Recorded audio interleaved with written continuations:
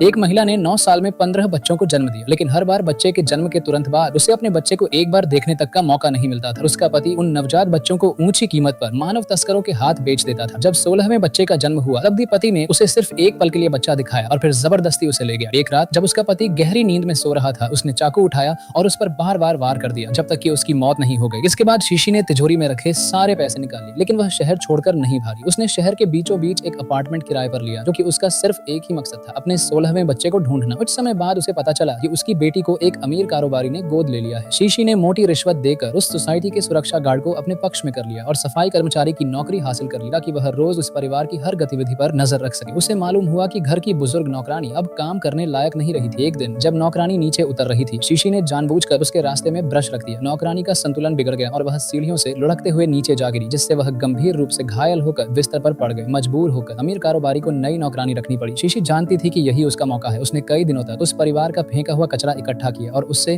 उनकी खान पान की आदतों का पता लगाया। इसी वजह से वह इंटरव्यू में आसानी से सफल हो गई और घर की नई नौकरानी बन गई। अब उसे अपनी बेटी के करीब रहने का मौका मिल चुका था। एक दिन जब वह बेटी को स्कूल से लेने गई, तो उसने देखा कि कुछ बच्चे उसे तंग कर रहे थे और वह रो रही थी। शीशी ने पहले शिक्षिका को सख्त चेतावनी दी, फिर घर लौटते ही अपनी बेटी को बेहद कठिन प्रशिक्षण देना शुरू कर